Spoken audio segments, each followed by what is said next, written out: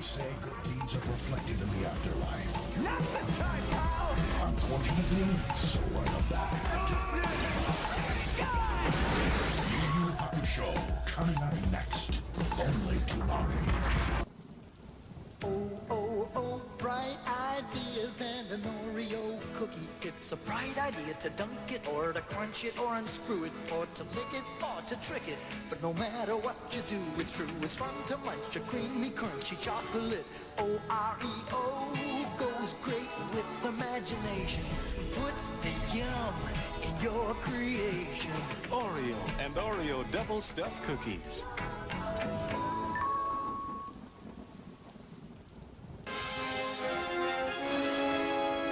A chill has fallen over Gotham. Freeze is back in town, and only one man can stop him. But he's going to need all the help he can get. It's going to get cold this summer. Very cold.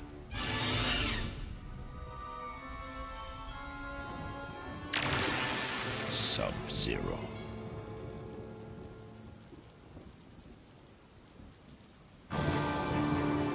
What would happen if every human being on Earth disappeared? This isn't the story of how we might vanish. It is the story of what happens to the world we leave behind. In this episode of Life After People, the fate of man's great attempts at immortality. There are the bodies that are left behind, some mummified, others cryonically frozen. Will any of them truly achieve immortality? Or will they be outlived by other memorials to mankind? This is just part of a journey that will take us to the future of once crowded cities, as well as haunting sites already devoid of man. Welcome to Earth. Population 0.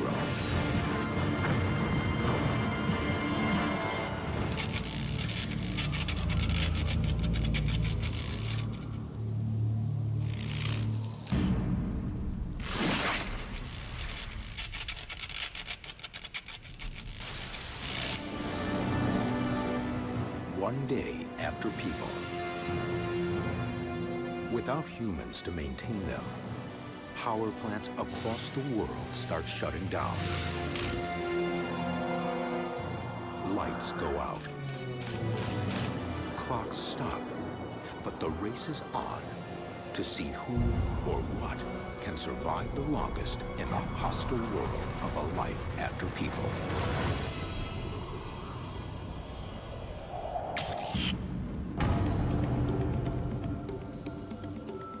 Around the world, the mummies of many of Egypt's pharaohs lie not in tombs deep inside pyramids,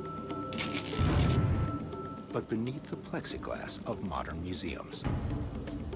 One day after people, the electronic temperature and humidity controls that mimic the cool, dry environment where the mummies once resided shut down.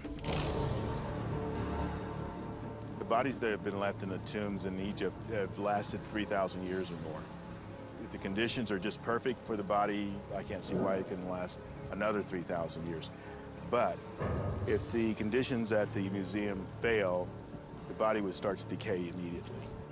You have a high humidity, you have mold spores in the air at all times, so they would first probably be attacked by mold and bacteria. How long can these mummies last? We shall see.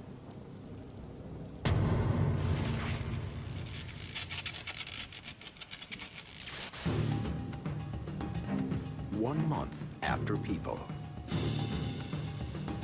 More than 100 bodies kept in suspended animation at the world's cryonics facilities are still in a deep freeze. According to experts, even a month-long power outage won't cause the bodies to thaw. They are kept at a temperature of minus 320 degrees Fahrenheit by liquid nitrogen, which doesn't rely on electricity to maintain its frigid temperature.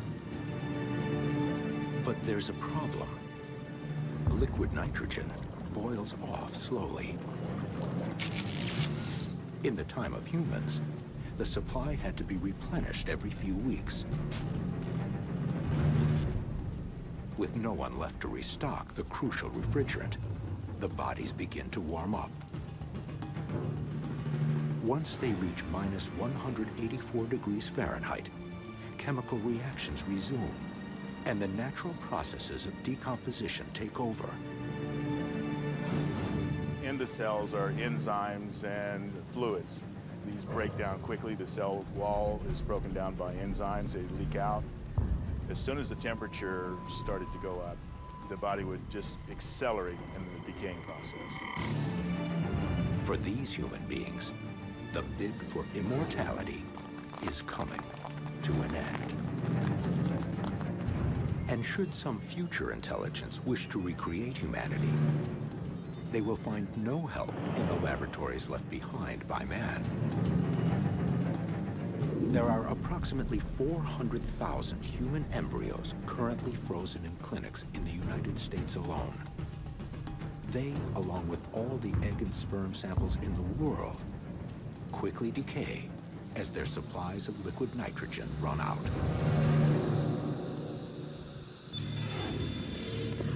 Man's DNA still has a chance for survival. 200 miles above the Earth, up in the International Space Station, rests a computer disk called the Immortality Drive.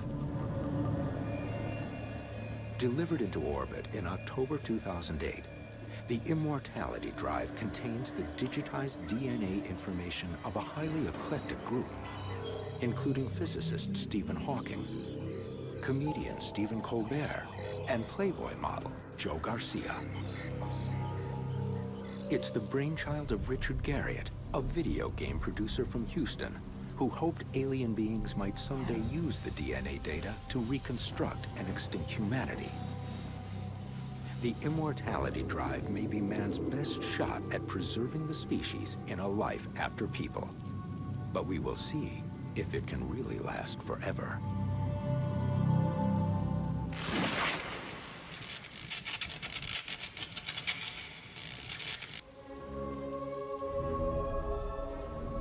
Art was another way for man to achieve immortality, creating images that would last through the ages. But many masterpieces require protection in controlled environments.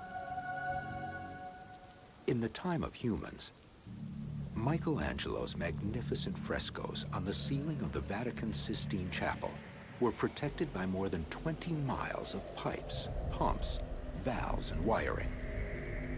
To prevent the fresco plaster from absorbing too much water from the air, the humidity was kept at between 50 and 60%. Air filters removed even microscopic particles of dust. It was all controlled by computer. But without electricity, the system has closed down forever. But 3 months after people, the disappearance of humans is actually helping the frescoes. Without the annual press of 2 million tourists, there are no ascending currents of human body heat. The figures painted on the ceiling, including God and Adam, are safe, at least for now.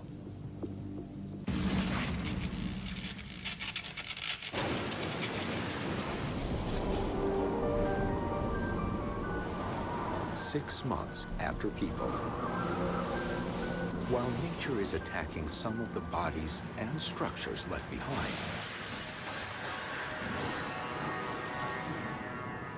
she preserves others. In the barren wastes of Ross Island in Antarctica, there are huts that were used in the early 1900s by the explorers Robert Scott and Ernest Shackleton. Here, with an average temperature of 3 below zero, the ravages of decay have been slowed. Inside and out, the huts remain frozen in time. With the severe cold in Antarctica, a lot of the insects that would gnaw away at the wood structure don't exist there. And the fungus, the mold, doesn't exist there. Cans of beef from 1917 sit on the shelves. These cans, they'll last 2-3 more centuries, easily. Meat still hangs on metal hooks, appearing quite edible, even after almost a century. In some cases, extreme cold has preserved flesh for thousands of years. In the 1928 Explorers Club meeting in Paris, they ate mastodon.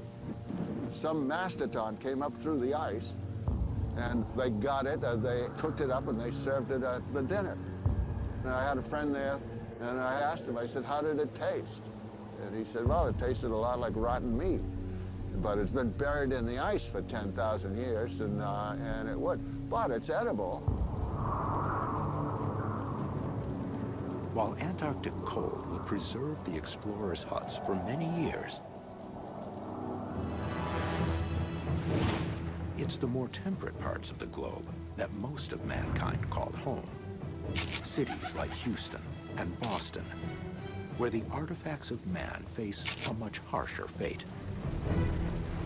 In Boston Harbor sits one of the most storied ships in American history. The USS Constitution, first launched in 1797, is the world's oldest commissioned warship still afloat. During the War of 1812, cannonballs were seen bouncing off the ship's 25-inch thick wooden hull, earning her the nickname Old Ironsides. But even Old Ironsides is defenseless in this race to survive, along with most of what man has built.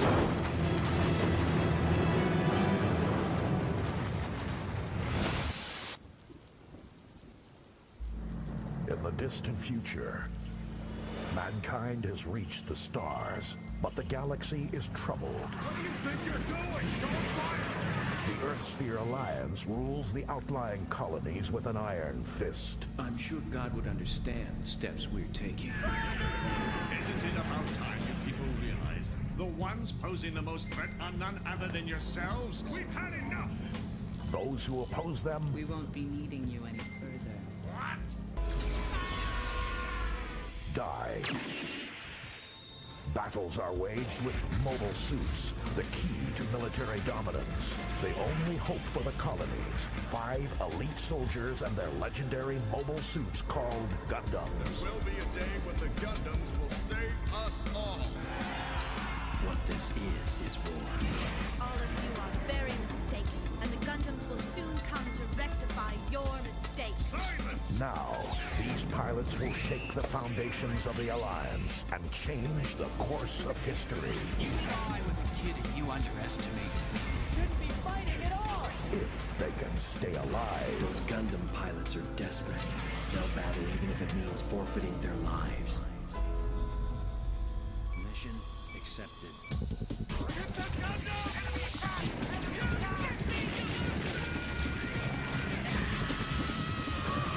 I'll eliminate all obstacles. Just who are you anyway? Say goodbye. Get all mobile suits ready for combat at once! That's you! Don't die on me! From the Gundam universe, a new chapter in one of the greatest anime sagas of all time. Gundam Wing. Weekdays at 5:30. Suit up. Those who have laid eyes on a Gundam shall not live to tell about it. Only Toonami. Pokemon!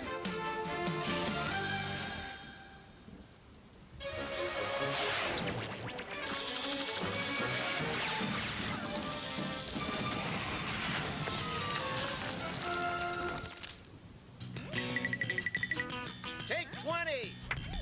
So, why Old Navy Parapants? It's all about the look. scrunchies. Parapets. 2 words, microfibers.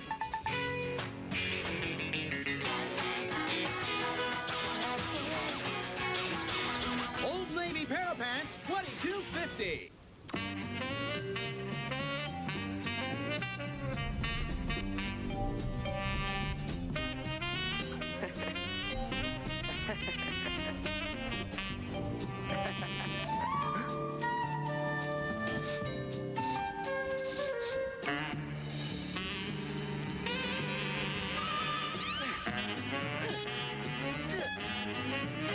Did somebody say McDonald's?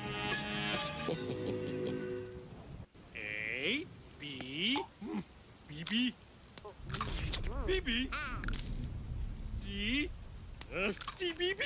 Peanut buttery Butterfinger BBs. Is there any snack as crispity? No, there isn't. J, K, L, N-O.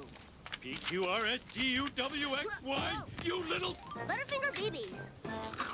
From Nestle. See you later, homeboy. And 5, 6, 7, 8. She's one bad mamma jamma. Gotcha, you little rodents. She knows how to get her groove on. Come on, Seymour. They're playing our song. But if you get out of line, she'll put your butt in. Attention! Today on Kids WB. The special of the day. Roaches. Is there anything worse than roaches? How about 20-foot roaches from outer space?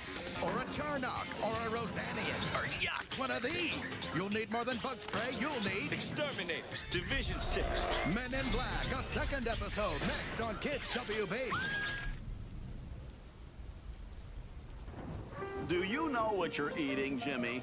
Quaker oatmeal. With breakfast, it's energy in a bowl. Kind of like this. Once in your stomach, this yummy Quaker oatmeal turns into an army of microscopic oatmen. They help give you lasting energy to run that field. Take that math test. Blow that horn. Remember, a balanced breakfast with Quaker oatmeal is energy that lasts. Microscopic oatmeal for demonstration only. Libby's Juicy Juice presents Arthur live. And I say, hey, what a wonderful kind of day. Hey kids, it's me, Arthur. You've seen me on TV. Now see me live on stage. You're gonna love my brand new show, Arthur, A Live Adventure. Coming January 18th through the 23rd, live on stage at the Palace Theater. Reserved seats on sale now at the Playhouse Square Center box office, all Advantix outlets, or charge by phone. We love Arthur!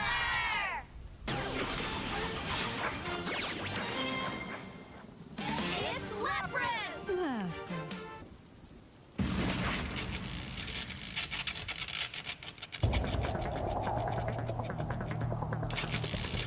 9 months after people, the race to see what survives is becoming more intense. In Boston, a military relic is about to lose its final battle. The hull of old Ironsides may be tough enough to repel a cannonball, but it can't withstand the constant infiltration of water. Wooden ships leak. The wood starts leaking almost immediately. The wood will shrink, the wood will expand, wood will rot. In the time of humans, automatic bilge pumps drained 900 gallons of water a day from the ship. But those pumps stopped months ago. This flooding alone won't be enough to drag the ship underwater. It will take the Boston winter to finally do what enemy warships never could. Waves might wash over the deck and might force it further under. In a world without people, maybe the Constitution would remain afloat for a year, maybe less.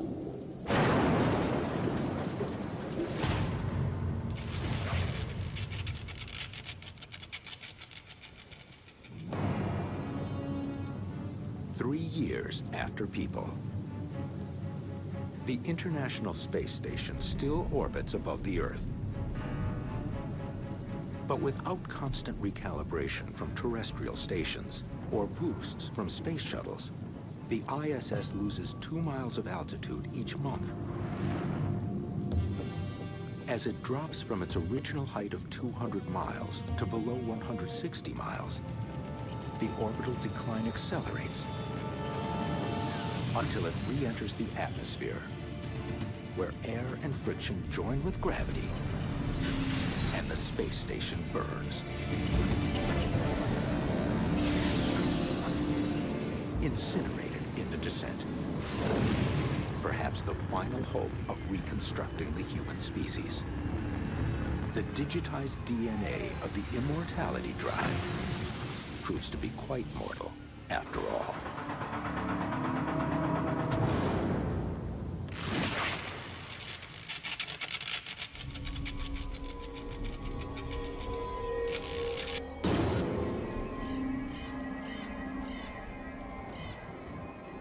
"5 years into a life after people,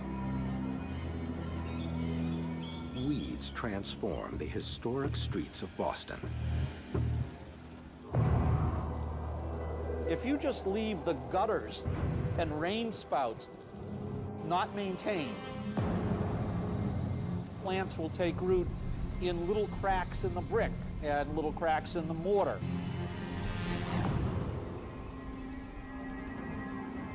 They now attack Boston's Old North Church. This is where lanterns warned Paul Revere of a British invasion. Now, the natural world has invaded and conquered.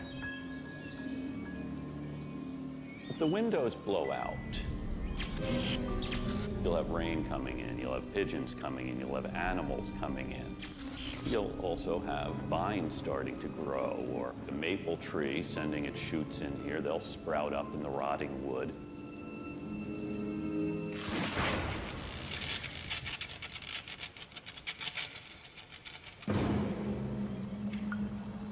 "20 years after people,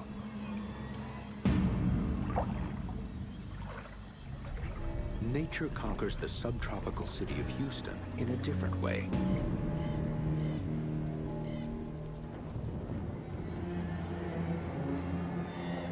The tallest building in Texas now looms over a city that is slowly reverting back to the swamp it once was.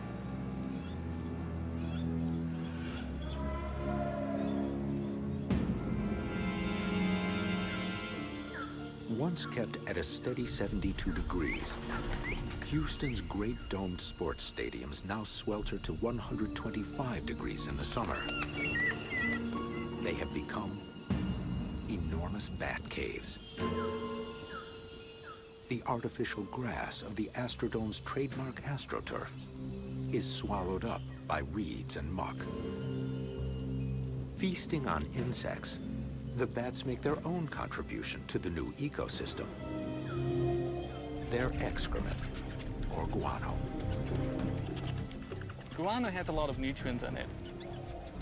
And so what you have is you'll have insects that feed on fungus, bringing in predators that eat on those insects that eat the fungus.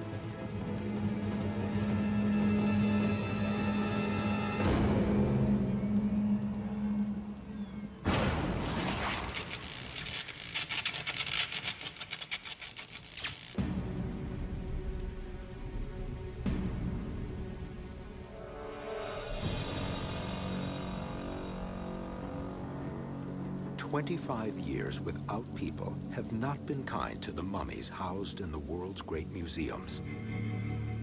With no one around to regulate heat and humidity, mold struck first, then insects. Mites would probably be the first insect you would see destroying a mummified body. After the mites eat the decayed body, it would start to break down the fibers. It would start to turn into dust. Great kings like Ramses II and Tutankhamun are now reduced to skeletons.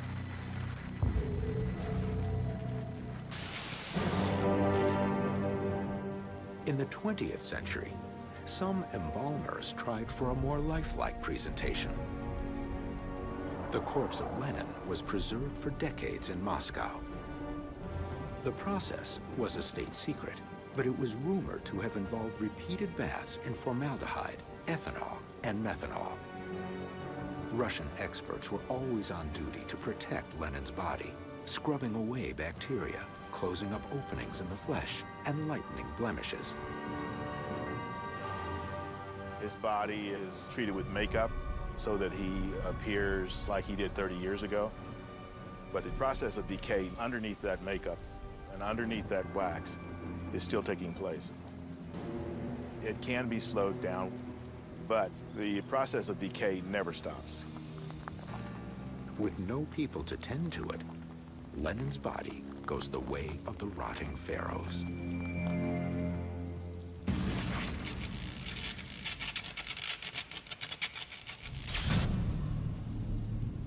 "35 years after people, the wooden steeple of Boston's 18th century Old North Church is on the verge of collapse.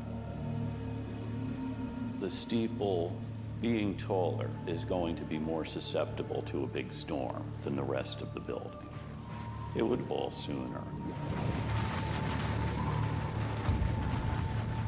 The once guiding light of the American Revolution has been extinguished. 35 years after people is long enough to turn coastal cities like Boston into ghostly wrecks. How do we know this? It's a future that has already happened in a place nearly 7,000 miles from Boston. This island was the most densely populated place on Earth until man disappeared.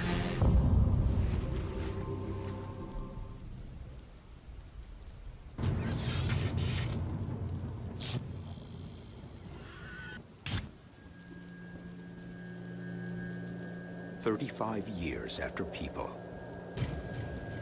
our homes, offices, and factories are cracking and sagging as nature executes its hostile takeover.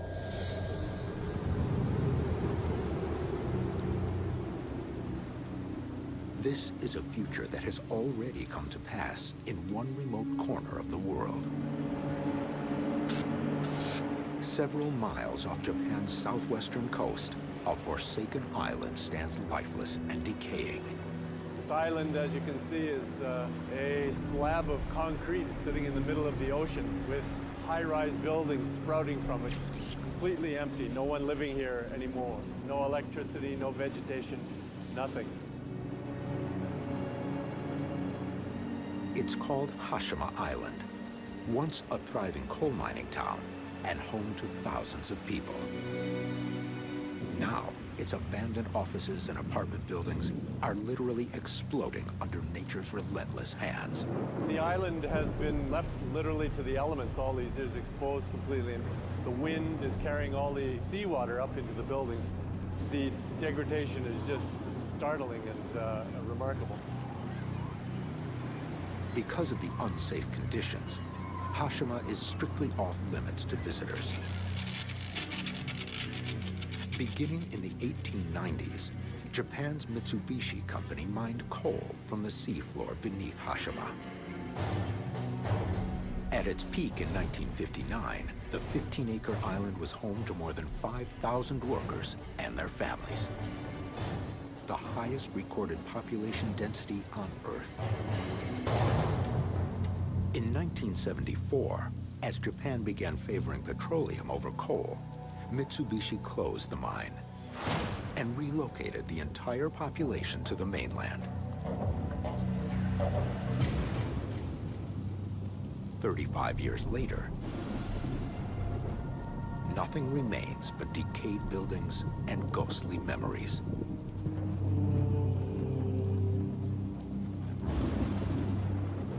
What does the city look like after all the people are gone? This is the Hashima version of life after people. This isn't a war zone. It was one of the busiest thoroughfares on the island. There was once a row of stores along here with wooden shutters. All of the lumber has collapsed onto the ground. The concrete walling has fallen. The metal netting is strewn along the ground. It's the effects of 35 years of wind and rain. Once one of the busiest places on the island, now is just completely silent.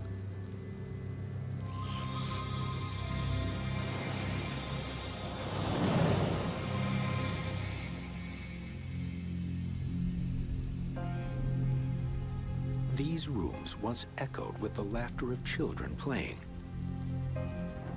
Now, all that remains are the corroded, rusty remnants of their toys.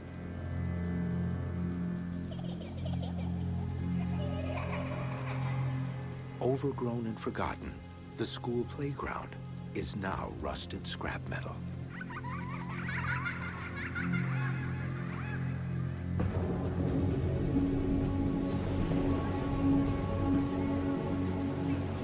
Hashima is a laboratory for showing what happens to reinforced concrete in a savage environment. Every year, the typhoon season delivers rain and winds of up to 100 miles per hour, while huge ocean waves smash directly into buildings.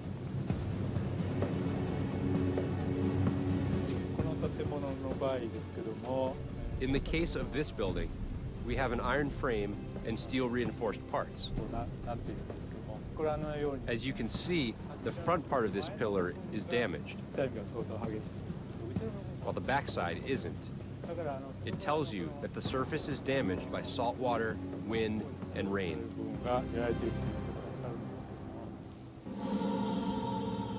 Scientific studies of concrete core samples revealed that the buildings most exposed to the ocean had a salt content 15 times greater than the others.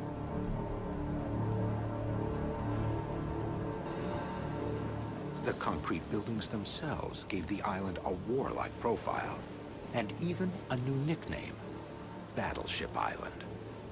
Hashima is called Battleship Island because from a distance, it literally looks like the shape of a battleship. The similarity is so uncanny, in fact, that it was actually torpedoed during World War II by American submarines.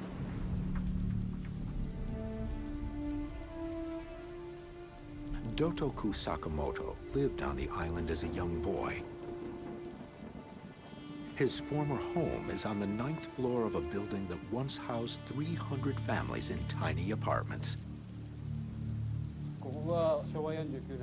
This was our room that we used until 1974. There were 5 family members living in this house. And there was my private room and a balcony over there.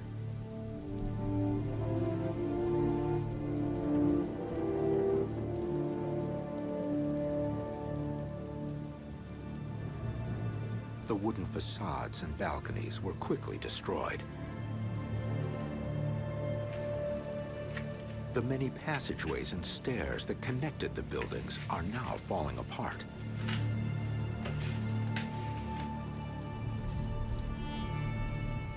This is the Jigoku-dan, the steps of hell, so named because they're so steep. The buildings of Hashima are high-rises of up to 9 stories in height. And so people living on the island had to negotiate stairs like this on a daily basis. There wasn't a single elevator or escalator anywhere on the island, so you can see where the name comes from.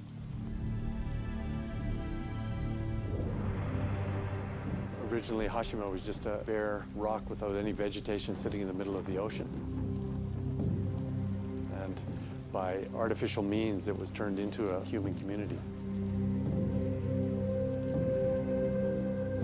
But in reality, it's just that, a bare rock sitting in the middle of the ocean and lifeless, and it's gone back to lifelessness.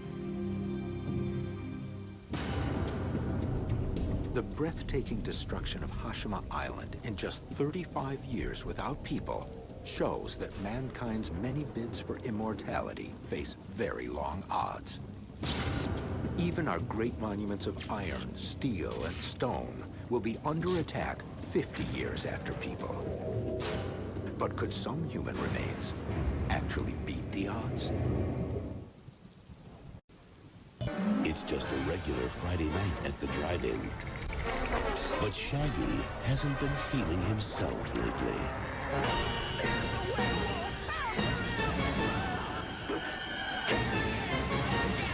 Cartoon Network's Cartoon Theater presents Scooby-Doo and the Reluctant Werewolf. Saturday at 8 on Cartoon Network. This place is a town of forgetfulness. 40 years ago, everything we knew was destroyed. The face of the planet changed forever. There isn't anyone who really knows exactly what did happen. The survivors left without memories. In the aftermath, a new society has formed. I perform a much-needed job here in the city of amnesia. In Paradigm City, the rich close themselves into giant domes, while the poor must live without protection. But one man stands for something more, and he does it in serious style. As a professional, I just try to do my best. His name is Roger Smith, the Negotiator. Try this. It goes against my principles, but I don't have a choice. His allies, an android, a butler, Leave this up to me. and Big O. It's showtime! When they start a job, they always see it through. Rest in peace! Bye-bye! Enemies of Paradigm City, beware. There's a new robot on the block. You're not going anywhere! You crazy little fool! You're gonna get yourself killed! Time to finish this! Big O, starting Monday, April 2nd at 5:30. Good guys still wear black, only to mommy.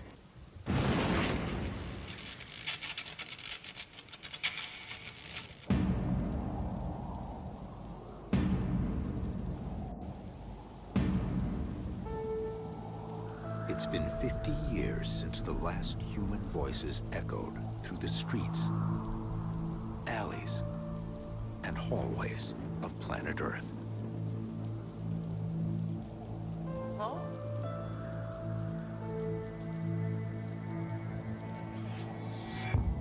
Oh. Huh?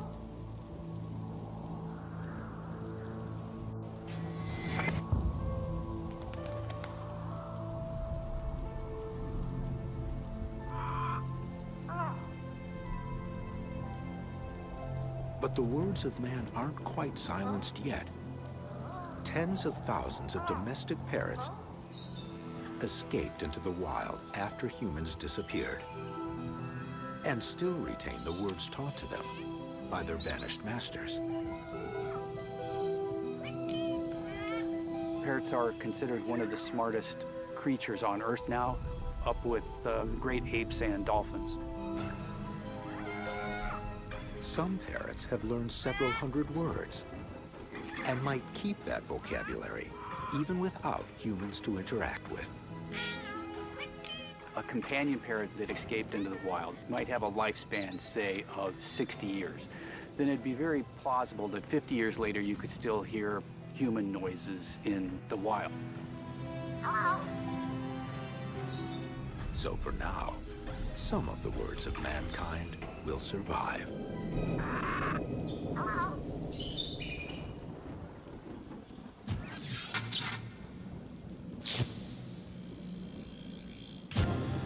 75 years after people, time and nature are wearing away Boston's monumental Bunker Hill Bridge. The steel and concrete span is held up by 116 steel cables strung from 2 towers.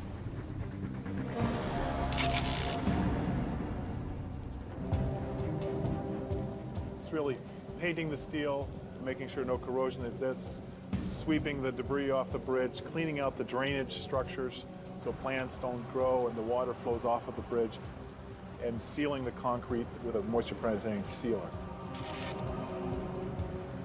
To keep moisture away from the cables, they are surrounded by plastic piping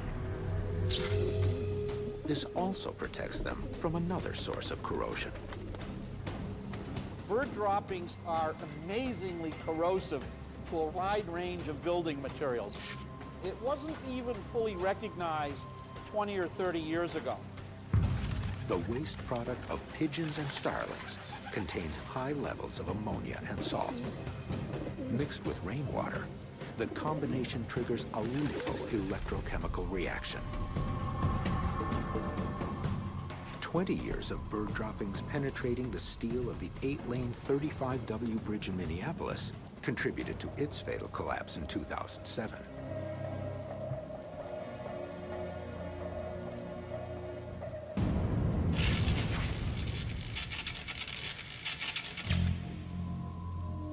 After a century, weather and stress have cracked the protective plastic coating on the cables of the Bunker Hill Bridge. Stormwater, some of it mixed with acidic pigeon droppings, has penetrated to corrode the steel. One by one, cables fail. When half the cables go, those that remain cannot support the weight of the roadway.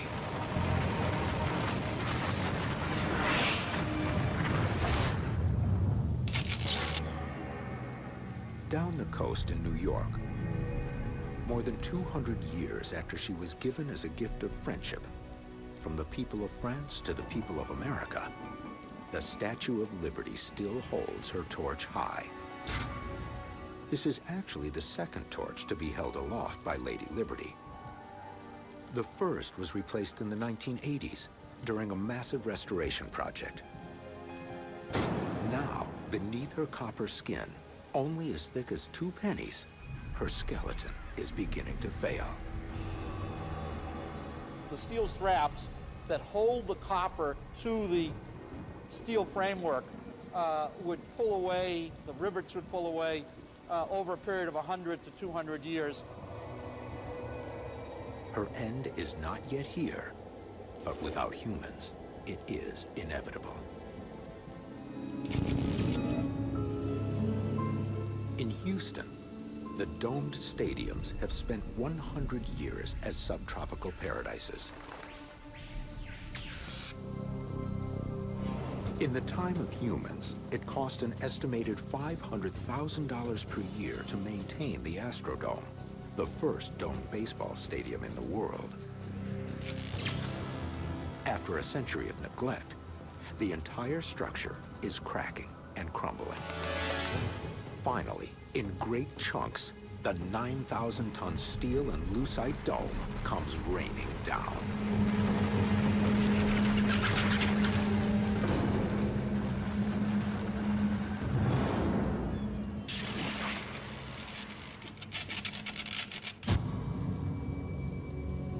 "150 years after people leaves Boston looking like an overgrown garden. In the time of humans, the best observation point in the city was from the top of the 60-story John Hancock Tower, the tallest building in New England. But the notorious New England weather has now destroyed the building's outer skin. Corroding steel columns lead to a pancake collapse.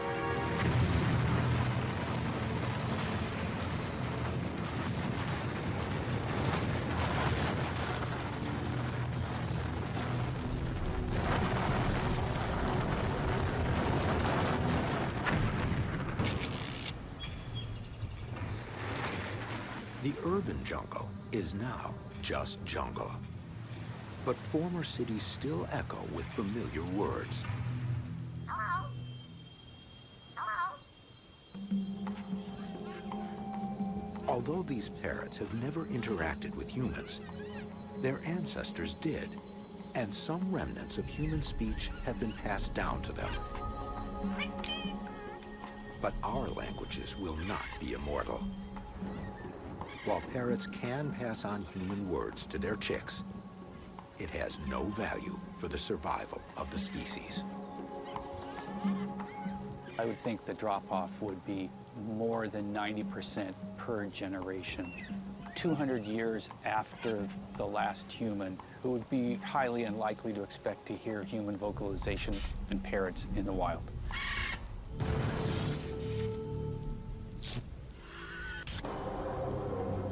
Over 200 years, the tallest building in Texas has had its windows blown out by hurricanes and its insides corroded by rain. You have to expect a hurricane in Houston, a good one, a big one, every 4 or 5 years. That's going to create a significant amount of damage to almost any tall building. Now, the accumulated force of nature will strip the building to its bones. The steel frame might still be there 200 years later. The rest of the building is gone.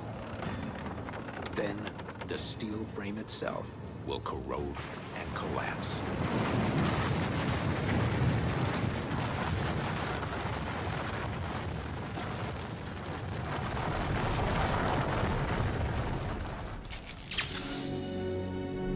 "1,600 miles away in New York Harbor, the torch of liberty's best hope for immortality might lie beneath the waves."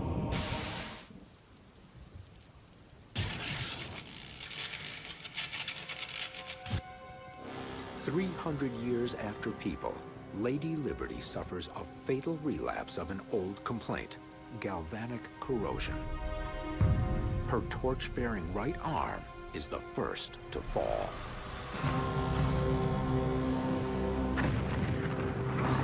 Then, other parts.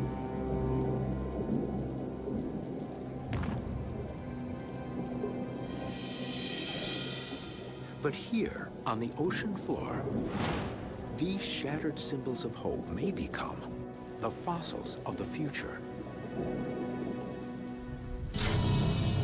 The hand with a torch would, by that initial ballistic trajectory, embed itself, maybe up to half a meter, into the mud. And that impression may well stay, just in the way that footprints are preserved in mud and sand. While one icon of humanity makes a bid for immortality on the ocean floor, the most famous ceiling in the world is barely hanging on.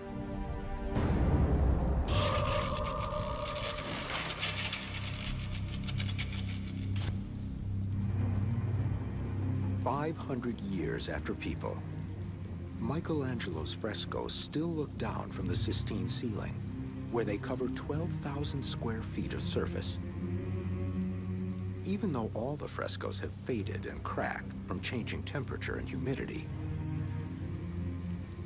On the wall depicting the Last Judgment, Michelangelo's heavenly sky has faded faster than other sections. The ultramarine pigment comes from lapis lazuli, mined in Tunisia.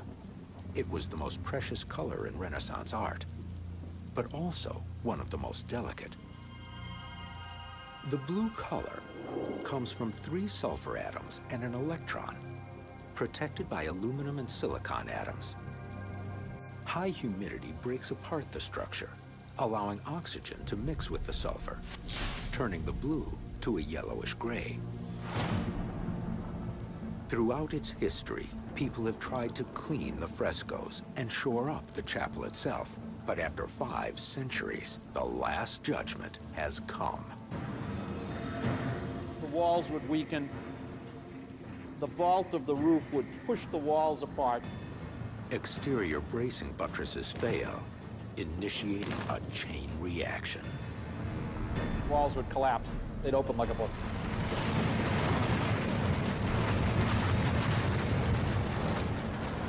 The Sistine ceiling would not be there 1,000 years from now without people.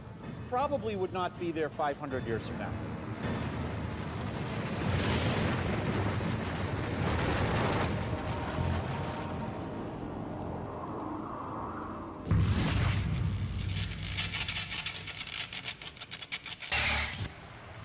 "10,000 years after people, almost all traces of human culture are buried beneath vegetation and sand. 10,000 years from now, there would certainly be some things that you would see, pyramids of Egypt, perhaps, but very, very little of human existence would actually be recognizable in the absence of humans. The planet has gotten warmer, even in the coldest places on Earth. Even in these areas where Scott and Shackleton built their huts, we may well start to see an increase in plant life, possibly even insects, organisms that would begin to increase the rate at which decay would take away those structures. In 10,000 years, it's improbable that those huts will still be there.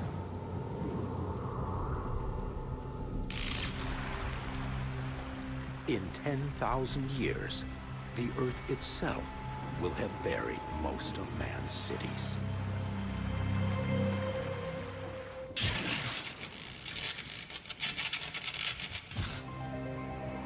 $100 million years after people, dreaming of immortality, man tried to make his mark on the world. But those marks have been erased. In the end, what survives is not what people made, but the simple mineral compounds they were made of. We possess robust bones made out of calcium phosphate. It's as durable as the bones of dinosaurs. Our teeth are even more durable. The dentine, and particularly the enamel, very hard to break down. So those parts of us will likely survive here and there. This is the final fate of human bodies. Along with the bridges they stretched across rivers and the buildings they piled up to the sky, art and architecture, aspiration and achievement, all just fragments on the ground in a life after people.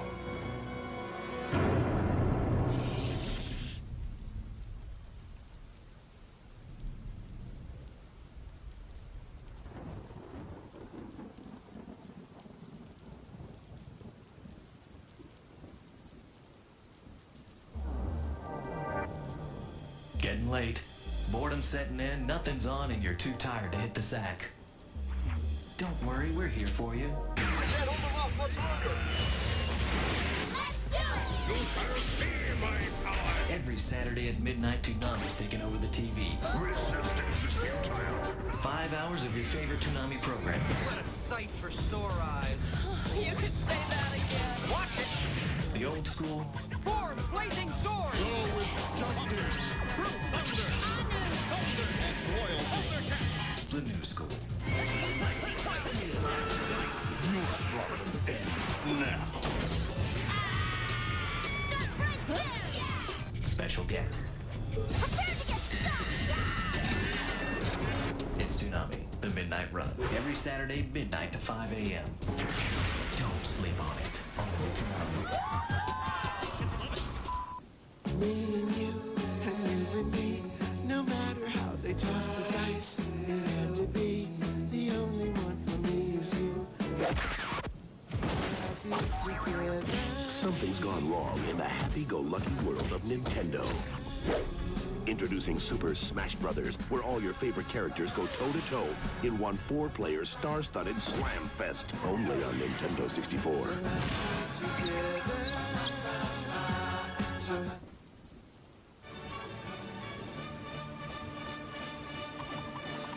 There's a place where ducks and pigs get along beautifully. You'll never catch me, fatso. Where cats actually eat cat food. Hello, breakfast. And coyotes know when to give up. Fortunately for you, Boomerang is not that place. Ah, there's good news tonight. Yes, when you pair a cat with a bird, a coyote with a roadrunner, and a duck with a pig, Smatter, fat stuff.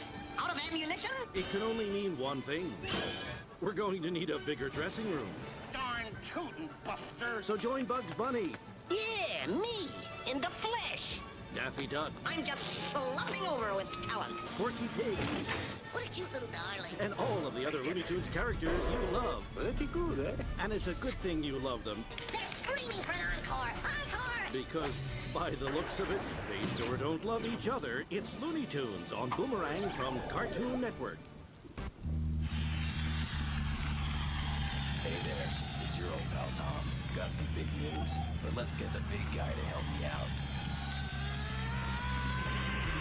Get ready. Playtime is over, little girl. Starting March 17th, Toonami's got the new deal. Let's do it. New Tom, new Absolution, new shows, same old goodness.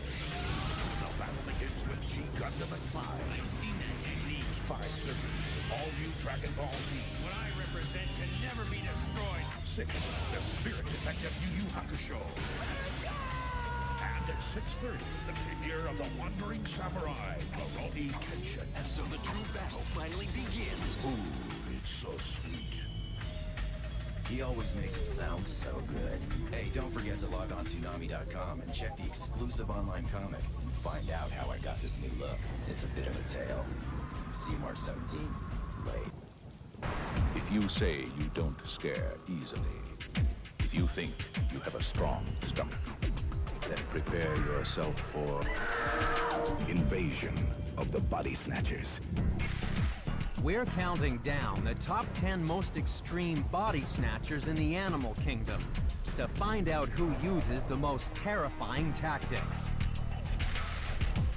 You can run, but you can't hide when body snatchers are taken to the most extreme. Earth is a planet of extremes. Extreme places and extreme animals. But some animals are more extreme than others.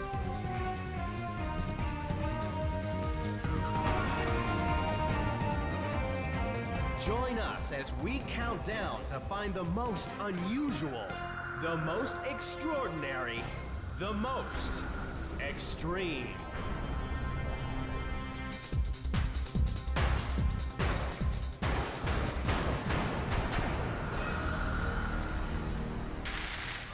Hollywood has always loved the idea of creatures from outer space that land on Earth and take over the bodies of unsuspecting humans.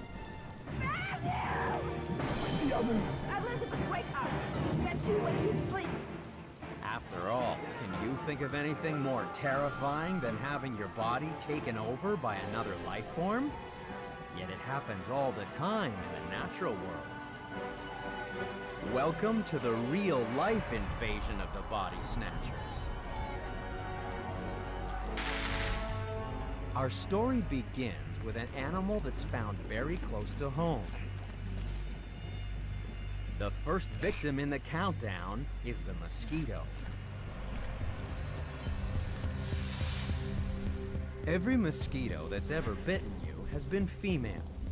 She needs a meal of blood to nourish her developing eggs, so she's an expert at hunting humans. And sometimes, she's also doing the dirty work of our first contender. That's because the mosquito's not the only fly wanting to get under our skin. Enter the botfly. One species lays its eggs inside humans, but unlike the mosquito, it's too large and too loud to sneak up on us.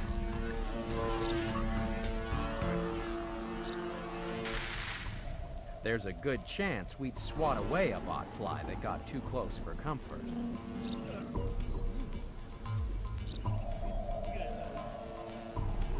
So, the female botfly needs to find another way to get under our skin. She becomes a body snatcher.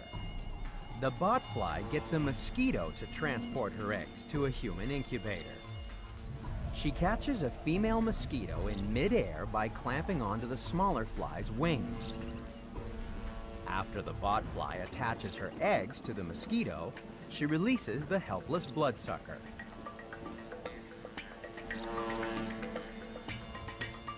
When the mosquito recovers from the shock, she continues her search for blood.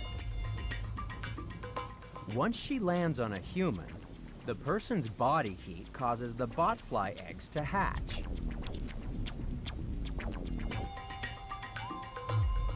What happens next is nothing less than your worst nightmare.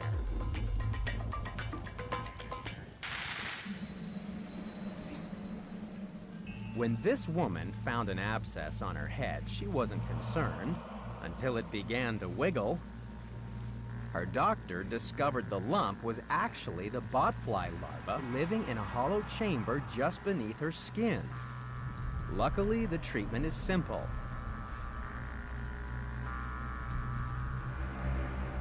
Simply cover the hole with petroleum jelly to suffocate the larva and extract the body with a pair of tweezers the next day.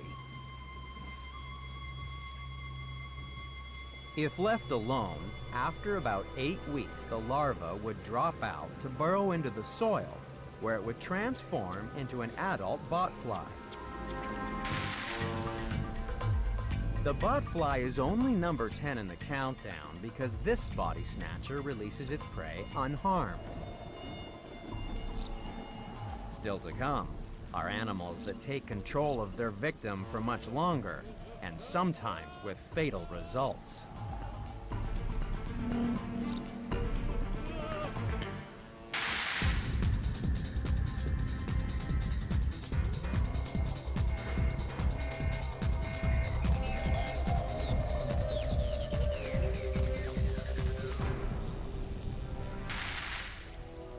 Our next contender is easy to see on the plains of Africa. The distinctive black and white stripes instantly identify the zebra. The huge wild herds roaming the grasslands are actually made up of many small groups. The most common is a family unit made up of one stallion and his harem of up to 6 mares and their foals. Then there are groups of young bachelors, each wanting to start a family group of his own. To do so, he'll have to become a body snatcher and steal a mare from a family group. However, he'll get some assistance, because in this case, his victim wants to be stolen. When a young mare prepares to breed for the first time, she advertises her availability months before she's ready to mate. That wide grin is a beacon for male zebras.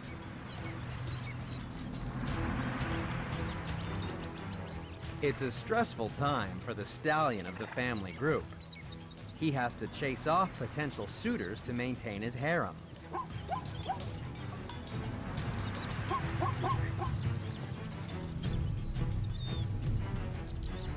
While the stallion is tied up in battle, another bachelor gets his chance to abduct the family group's young mare.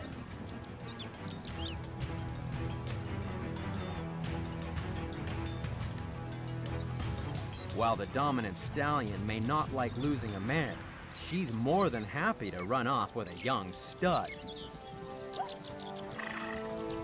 It's a risky business trying to steal a mare. The stallion has sharp teeth and lethal hooves.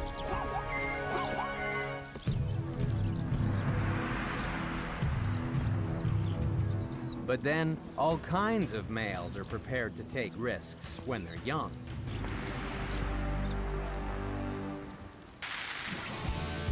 Young men are famous for their reckless behavior, and it's partly because their bodies have been hijacked by hormones. Extreme sports have become extremely popular, possibly because the daredevils are addicted to adrenaline, the body's fight-or-flight hormone. And if adrenaline's not enough, teenage boys also have 20 times more of the hormone testosterone coursing through their bodies after puberty, and this can also fuel their risk-taking behavior.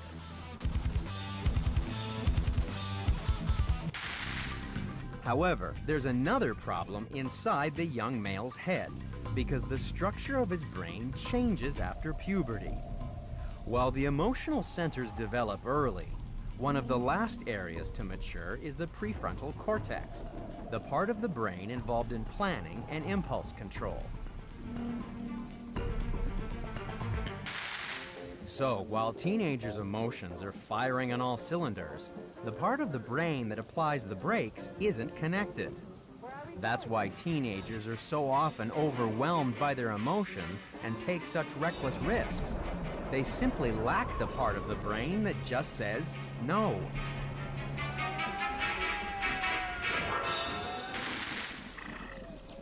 While human parents worry about their hormone-hijacked teens, zebra families actually benefit from body-snatching young mares. What appears to be a loss for the stallion is actually a gain for the species as a whole. If young mares didn't attract suitors to steal them away, they'd probably never leave, and inbreeding would eventually weaken the population. It's the only time in the countdown that becoming the victim of a body snatcher is actually good for the health.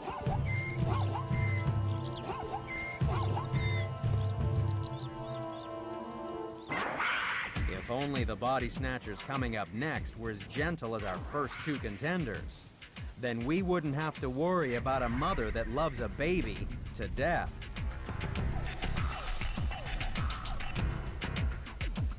Or a strange marriage where the bridesmaids remove the wings of the groom.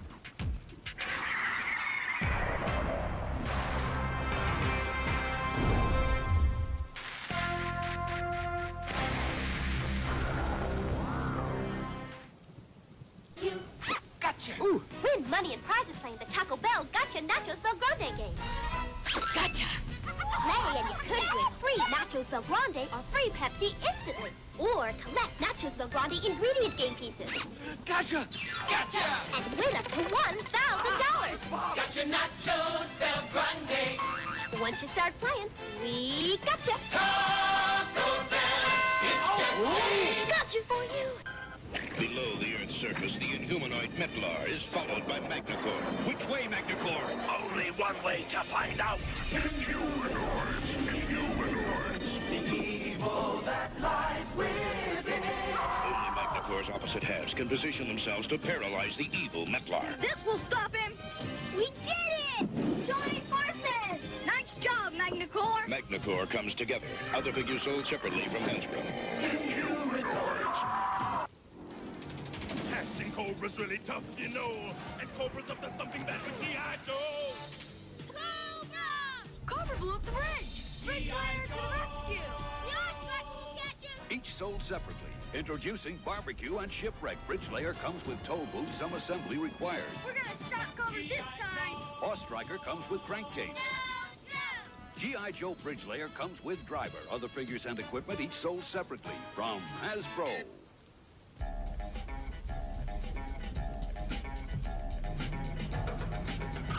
All right, Boo. Let's do it. That's way too much energy. It's enough to blow the planet 10 times. He's crazy! Majin Boo's so much stronger than anyone I've ever faced before. But I know there's still a way to win!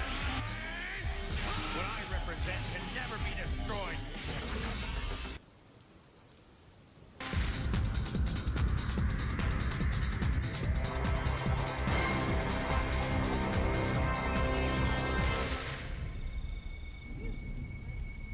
In Africa, the next contender in our countdown of extreme body snatchers slaughters 2 million victims every day.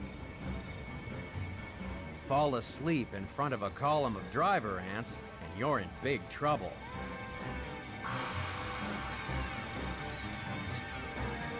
A colony contains up to 20 million hungry mouths, so anything that gets in their way is eaten. Which is why this sausage fly may have made the mistake of his life.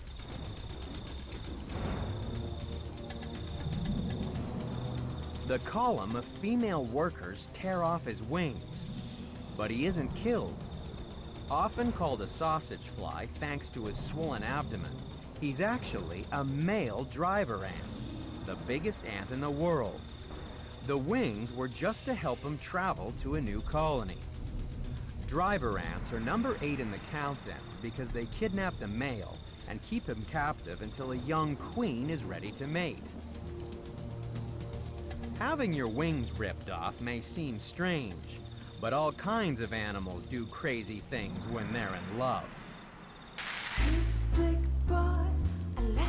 When we meet someone special, our bodies get taken over by love drugs. Just nicely, it's true. Yeah. Hey, The strange behaviors we associate with love are actually physiological changes that begin in our brain. if you got time. Early in a relationship, the brain produces chemicals like adrenaline and dopamine that stimulate the nervous system. And according to Italian scientists, these neurotransmitters explain why falling in love may make you feel a little disturbed. Their study found that a love-struck person's blood chemistry was similar to that of someone with obsessive-compulsive disorder. Sufferers experience high anxiety and often feel compelled to repeat tasks like hand washing and cleaning. When researchers compared serotonin levels between 20 lovesick Italian students and 20 people with OCD, they discovered that both groups had similar levels of the brain chemical. But the first flush of love doesn't last. When researchers tested students a year later, their serotonin levels had returned to normal and their obsessions with their partners had died down. But at least these males didn't have their arms torn off, unlike the sausage fly's wings. Being dismembered by a horde of 20 million female ants is a strange way to meet a mate. But at least the male gets a happy ending, unlike the victims of the body snatchers coming up in the countdown.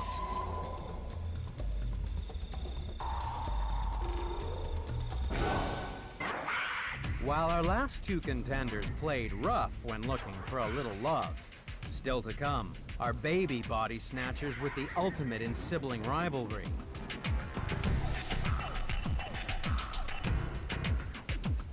And later, we'll meet a captain with an unusual recruitment drive.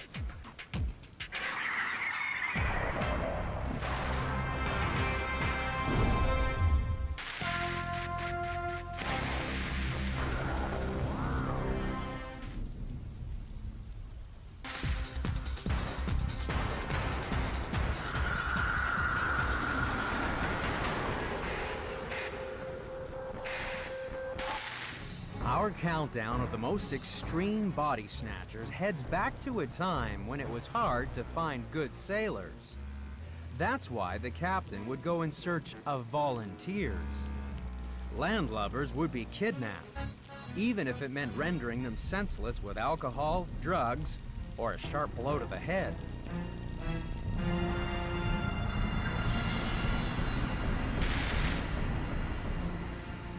On the west coast of the United States, any man alone in cities like San Francisco, Portland, and Seattle could wake up on a boat heading across the Pacific.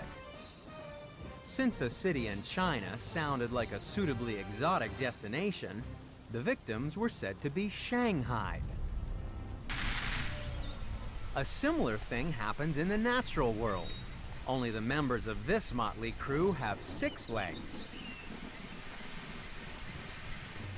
Swarming in to number 7 in the countdown are Amazon ants. This is a raiding party, and the Amazon scouts have located a colony of black Formica ants.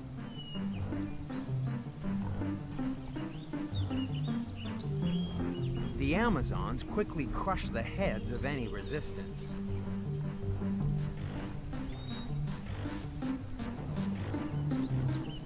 Leaving a trail of destruction behind them, the body snatchers quickly head underground in search of buried treasure.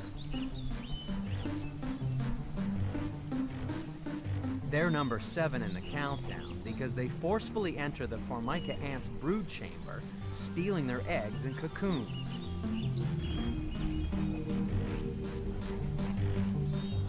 Then they head back to their own nest with a booty of Formica babies.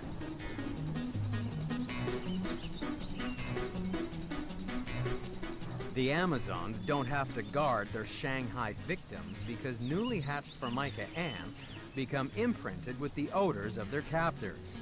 And then they're put to work, cleaning the nest and feeding the body snatchers.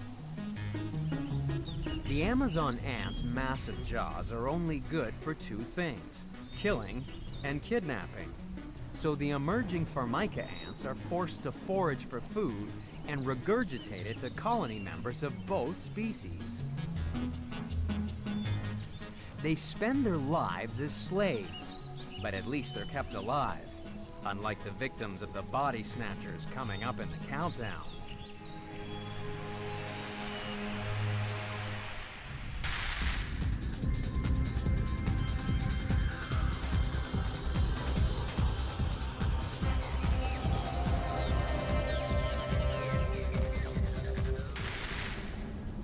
Welcome to Antarctica. It's the coldest place on the planet, and yet here you can find a story to warm the iciest heart. That's because our next body snatcher is motivated by love and grief. Bursting in to number 6 in the countdown is the emperor penguin.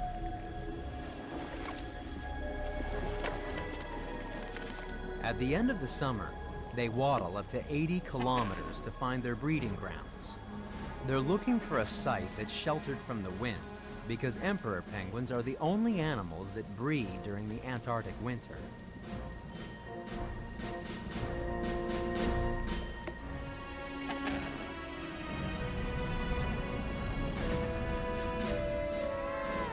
In this icy wilderness, there's no nest material. So, after laying a single egg, the female rests it on her feet.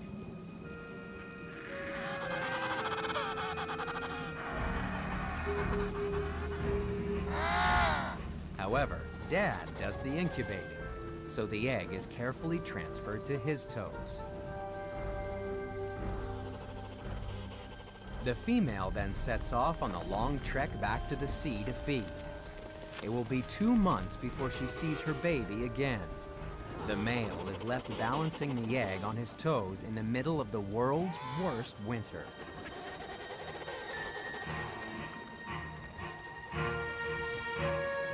Meanwhile, the female is far away in the open ocean, building up her energy reserves by feasting on fish and krill.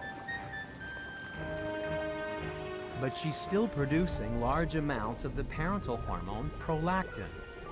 This drives her maternal instincts, and could be the reason she's so keen to make the long trek back to her baby with a belly full of food.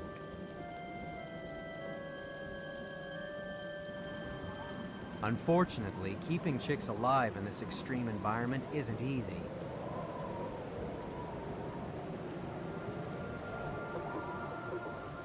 When this mom returns, she discovers that her newborn chick is dead. For most birds, this would cause the mother's prolactin levels to drop, but not the female emperor. Driven on by her hormone-fueled mothering instincts, the female looks for a baby to nurture, even if it belongs to another female. Somewhere under this pile of bodies, a baby penguin is being snatched away from its birth parents.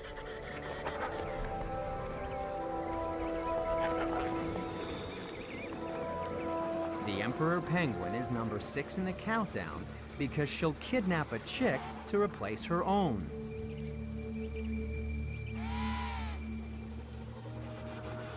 Unfortunately, this chick is doomed. The body snatching lasts for no more than a week before the seemingly distraught parent abandons her stolen baby.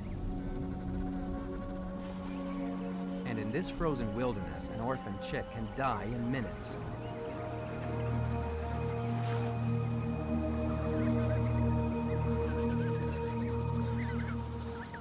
It's a tragic story, and one that's repeated all over the world thanks to body-snatching humans. According to the Wildlife Conservation Society, the illegal wildlife trade is a $6 billion a year global industry.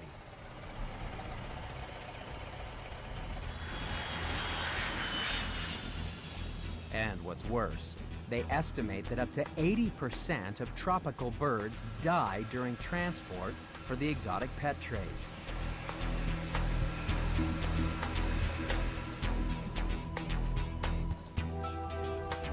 That's why bird smugglers have taken to transporting black market eggs instead, according to Director of Science at Australia's Museum of Victoria, Les Christidis. They'll bring the eggs in either stuffed in a pouch in their underpants or in their bra or something like that. Customs people approach them and say, we think you're smuggling in eggs in that, and all they do is they just smash the eggs. So what you've got is a pouch full of smashed eggs.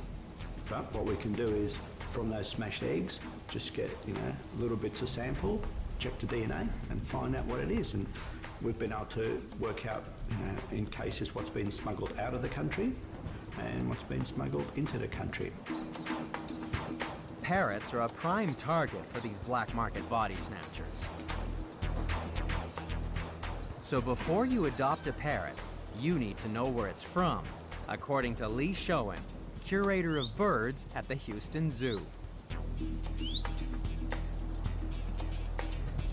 One thing you want to do if you're going to buy a parrot is make sure you're getting it from a reputable breeder here in the United States. A lot of folks in the United States raise parrots as pets, and therefore they're not being smuggled in from the wild. They make for a much better pet, and therefore you're not endangering the birds in the wild. For emperor penguin chicks, the biggest threat is not from human bird smugglers, but from hormone-filled females of their own species.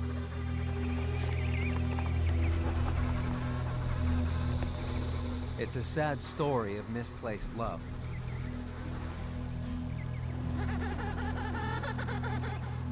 However, it's not the last time we'll see the fatal consequences of a body snatcher at work.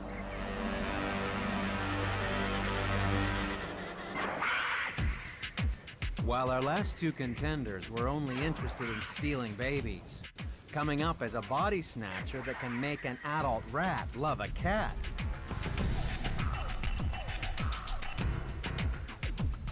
And later, we'll go fishing with a most unusual heron.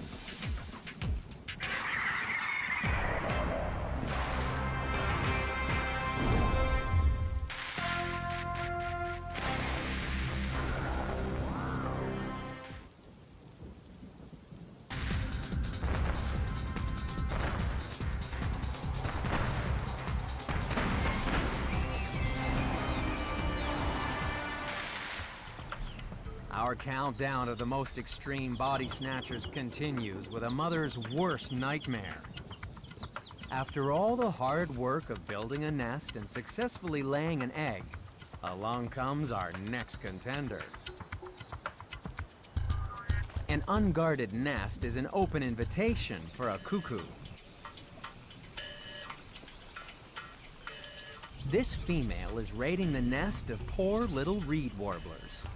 It steals one of their eggs and replaces it with one of her own.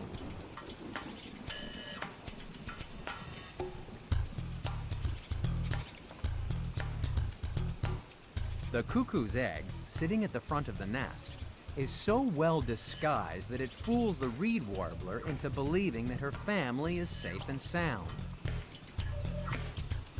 But as soon as it hatches, the cuckoo chick moves into action.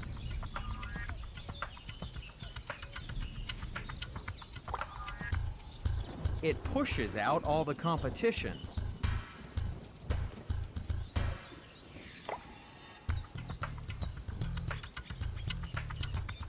Then it literally eats the parents out of house and home.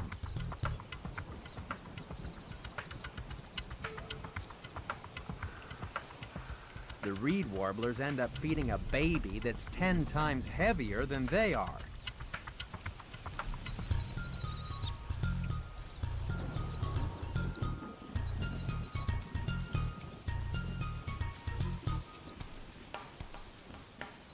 Strangely enough, some human body snatchers have used a similar tactic to save the world's rarest bird.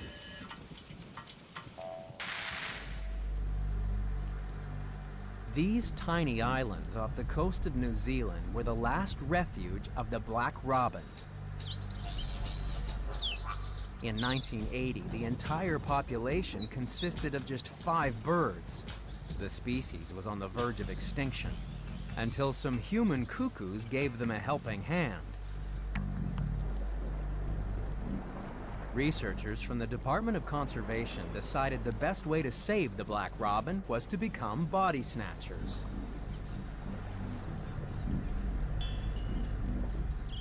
Usually, the tiny robin lays just 1 clutch of eggs, but perhaps she could be persuaded to lay again by giving her eggs to foster parents.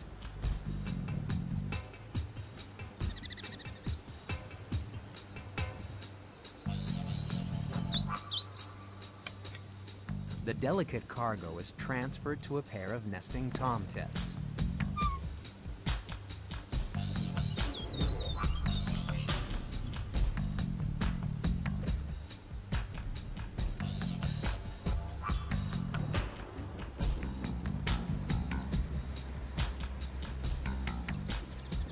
Just as they'd hoped, the female robin laid again, doubling her normal productivity. And the tomtits proved to be excellent parents, raising the robin chicks as they would their own. Within a year, the population of black robins more than doubled. Today, it stands at 250, thanks to a program of benign body snatching. If only cuckoos were as caring. At least these feathery frauds only pick on unborn chicks. The next contender takes over the body of its adult victim while it's still very much alive, and then eats its brain.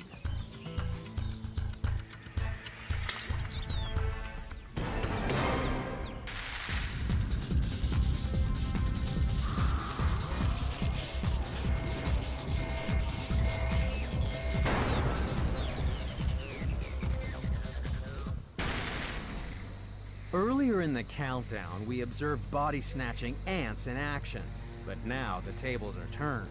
This time, they're the victims. Red fire ants were accidentally released into America in the 1930s, and now there are literally billions of colonies across the southern states. Farmers loathe the pests, but have been unable to stem the tide of advancing ants. But now, there's one animal that stands in their way. The U.S. Department of Agriculture is rearing huge numbers of pinhead-sized body snatchers.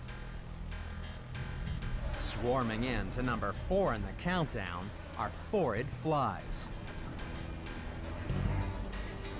These adult flies are the fire ant's worst nightmare.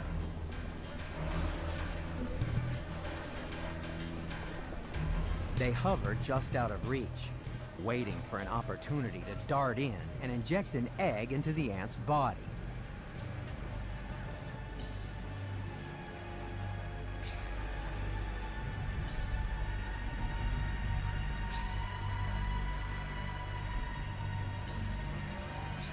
After the egg hatches, the little maggot starts eating its way into the ant's head. Soon, the ant becomes a brainless zombie. But it gets worse. Eventually, the maggot secretes enzymes which cause the ant's head to drop off. Safe inside this gruesome chamber, the maggot pupates and emerges as an adult fly, ready to go hunting again. Luckily, these flies are like biological smart bombs, and they only attack red fire ants. However, there is a species of phorid fly that really digs humans.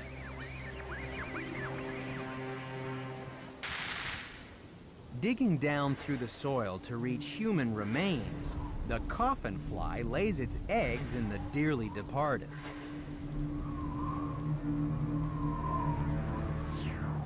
And there was a time when it wasn't the only body snatcher lurking in graveyards. In 18th century Scotland, there were 5 medical schools in Edinburgh, and they all needed bodies for the young doctors of anatomy and surgery to practice their skills. Local entrepreneurs soon realized there was good money to be made digging up fresh bodies and selling them to medical schools. The authorities tried to stop the body snatchers by building watchtowers and reinforcing the tombs with so many bars and locks they began to look like bank vaults.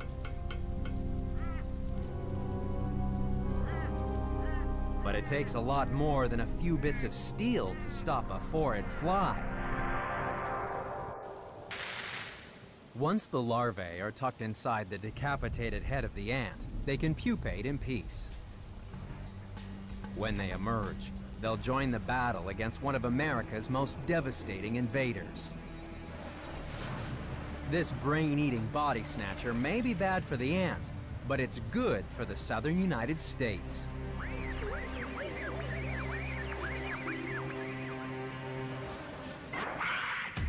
If you thought flies inside a pest and cuckoos inside a nest were gruesome, just wait till you see the parasitic worm that lives inside a fish. And later, find out if a body snatcher in the brain is responsible for your poor driving skills.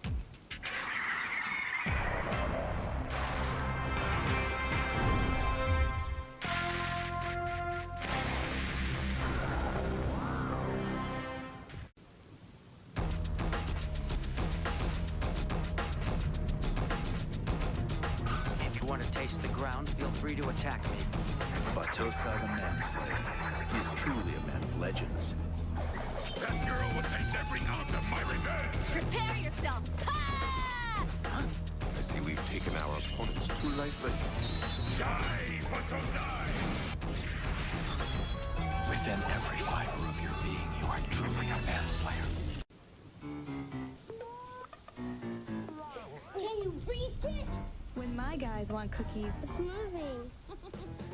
Hey guys, there's something better. I have a little secret surprise. These Pillsbury ready-to-bake cookies, they couldn't be any easier. I just place them and bake them. Look what I've got. But you know what the best part is?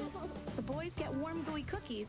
And as for me, well, I have more time to hang out with my guys. Pillsbury, my heart to yours.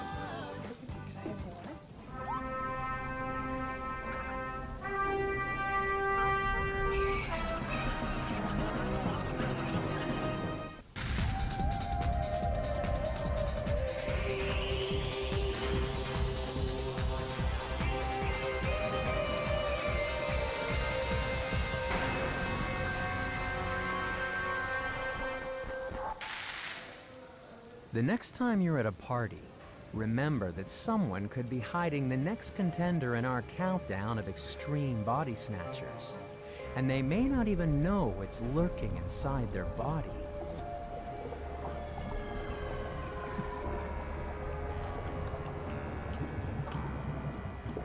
It's estimated that 1/4 of the world's population is infected with some kind of parasitic worm. There are 5,000 species of tapeworms alone. But don't go thinking that these parasites just sit quietly in the gut, stealing food and minding their own business.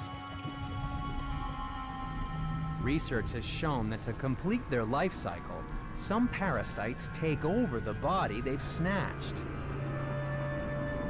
And it doesn't matter if the tapeworm is 18 meters long, or in the case of our next contender, measures little more than half a centimeter.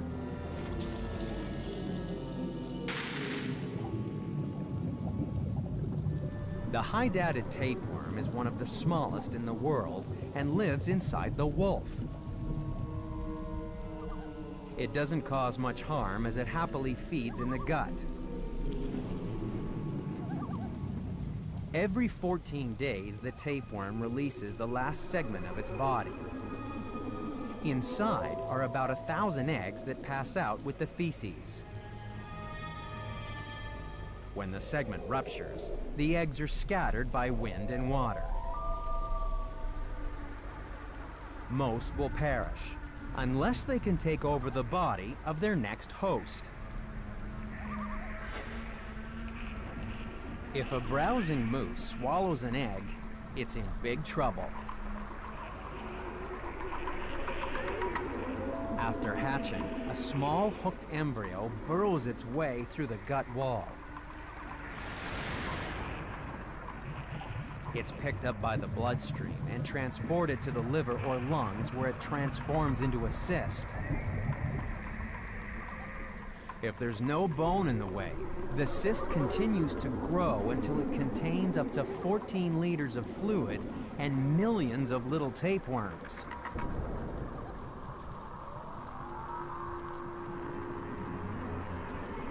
The huge cyst causes terrible damage, tearing through the moose's bronchial tubes and blood vessels. The hydatid tapeworm is number 3 in the countdown because it may even release a scent in the breath of its victim, possibly acting as a magnet for a hungry wolf. The weakened moose is in trouble, but that's good news for the parasite. The tapeworm can't complete its life cycle until it gets back to a wolf, so it turns its host into an easy target. When wolves sweep down on the herd of moose, they're more likely to target the sluggish, wheezing individual. The infected moose may even smell weak thanks to the parasite's odor.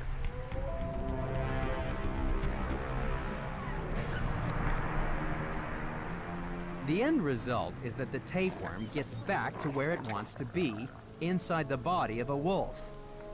This horrible body snatcher just uses the moose as a vehicle to find its way back home. Our next contender uses similar tactics, but with even more terrifying consequences.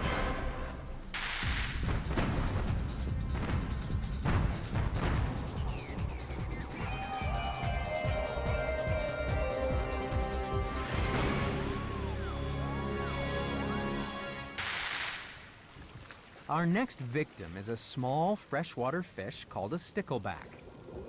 It has lightning-fast reflexes to catch small prey in the water and to avoid the sharp beaks of hungry birds.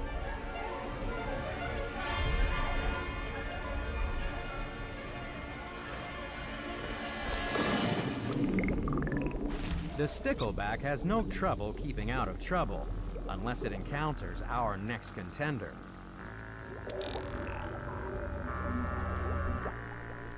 The only way to find the body snatcher is to go fishing for sticklebacks and look for the one with the grossly swollen belly. This poor fish is infected with a tapeworm that's almost its own size.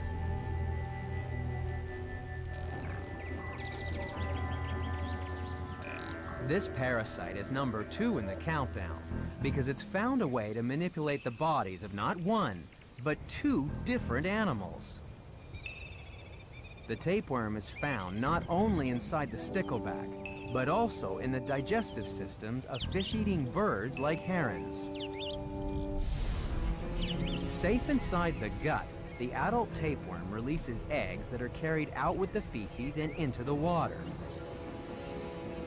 After hatching, the microscopic body snatcher is a tempting treat for a small crustacean. This copepod is the favorite food of the stickleback. And to make sure it gets eaten, the parasitic body snatcher changes the crustacean's behavior, causing the infected copepod to swim erratically. It's now an easy target for a hungry stickleback. Inside the fish, the tapeworm grows bigger and bigger, but to complete its life cycle, the parasite needs to get back inside the bird. So, it changes the behavior of the stickleback. To see what happens, all you need is a tank and a very fake heron.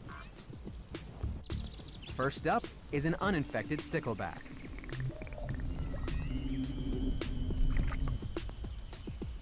At the first sign of trouble, it dashes for the shelter of the pondweed. But when there's a body snatcher on board, an infected stickleback stays out in the open as a tempting target. By changing the fish's behavior, the tapeworm makes the stickleback stay out in the open. Thanks to its internal body snatcher, the fish soon becomes bird bait.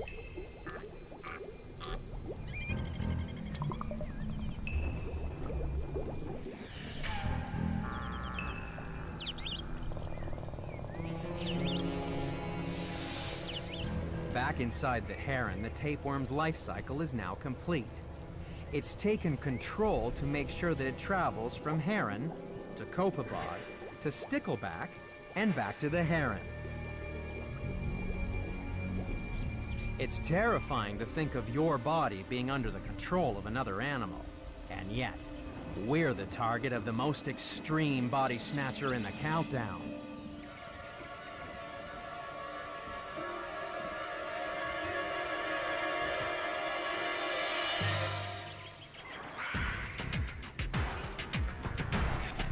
We've seen the 9 contenders.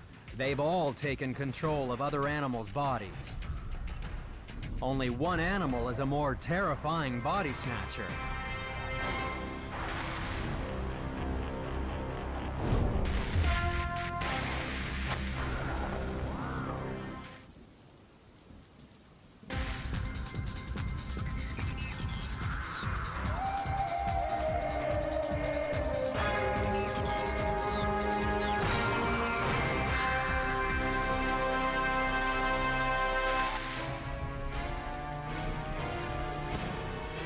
The most extreme body snatcher in the countdown invades not only animals, but humans. Twisting the emotions of women, distorting our men. These things take over a man's mind. He becomes a robot?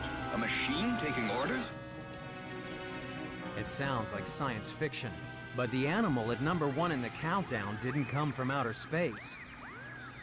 Instead, it's found inside an animal much closer to home. It lives inside cats. You ready? Yum. Whoa. It's so small, it can fit inside a single cell in the cat's intestine. It's the parasite called toxoplasma. The adult stage releases eggs that are passed out with the cat's droppings and then scattered by the wind and rain. Once down in the dirt, the eggs can remain viable for 18 months, just waiting for an unsuspecting victim. A scavenging rat is the perfect host. Safe inside a warm body, the toxoplasma eggs hatch and work their way into every organ in the rat's body, especially the brain. Here, the microscopic parasite forms dormant cysts that remain viable for the lifetime of the rat. But to complete its life cycle, the parasite has to wait for a cat to come along and eat the rat. Since rats have a deep fear of cats, this could take some time. So the impatient toxoplasma parasite takes control and speeds up the process.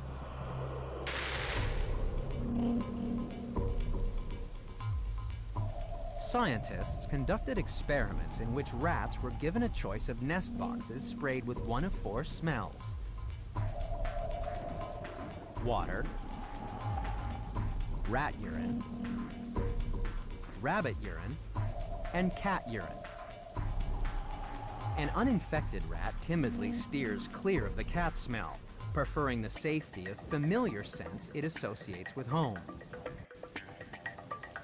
But when the rat had toxoplasma in its brain, the rodent fearlessly explores all smells before settling as close to the cat urine as possible.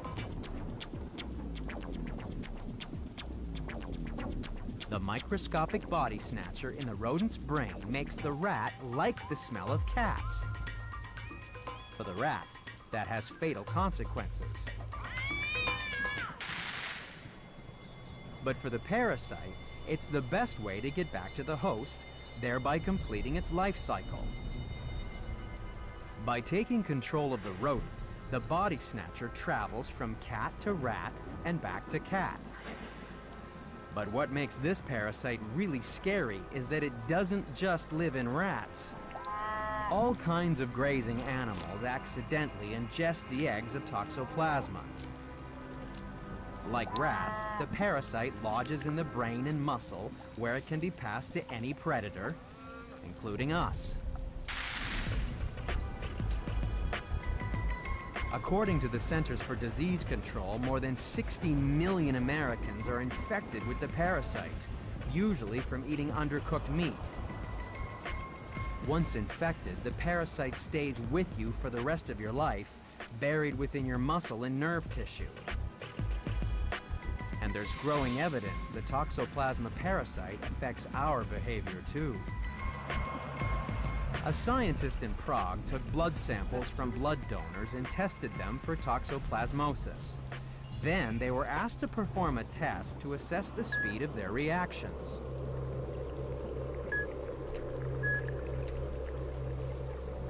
The results were subtle yet conclusive. Subjects with the Toxoplasma parasite in their brains had slower reaction times. Then, the scientists analyzed blood samples taken from car accident victims. The results were startling. Drivers with Toxoplasma were more than twice as likely to be involved in a traffic accident than those who were parasite-free. No wonder scientists are investigating other side effects of having a body snatcher inside our head. The Toxoplasma parasite nests in our brain in microscopic cysts, immune to most medical treatments. For decades, people thought Toxoplasma had no effect on us, but now the parasite is changing their minds.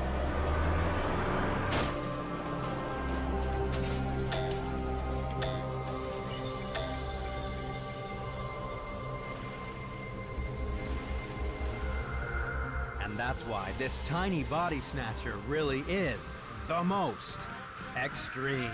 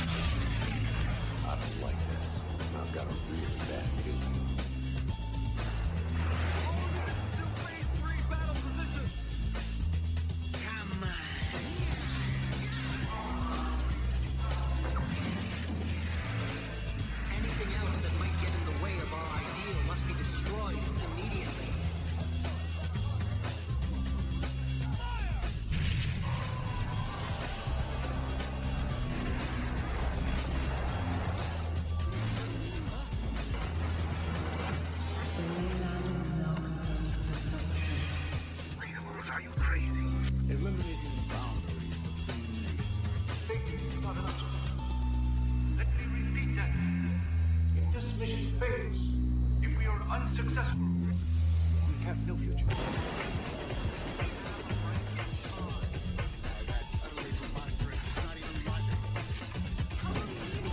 This is not meaningless. This result is natural. Commence destruction. You are stopping on the road to glory! Enemies shall be the symbol of hope for the people. Yeah, whatever. That's what I mean. That's the attitude that's ticking people off. I'm trying to rid myself of my genetic nature. Stop it, please. So you think you complete God? Of course not. Well, it's just like it is with the stars. There are bright ones and there are those that are dim.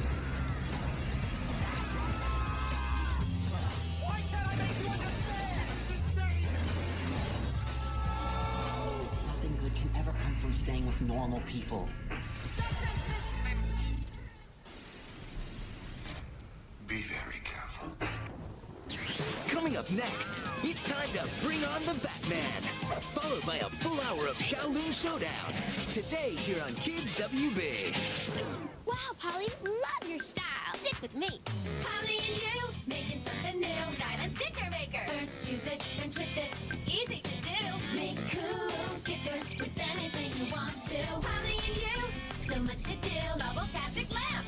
Fill it, change it. Different every time. Turn on the bud with colorful lights. Polly and you, making something new. What'll you do? New Polly Pocket Style and Sticker Maker. Refills and bubble-tastic lamp sets, each sold separately. La la la la, Polly.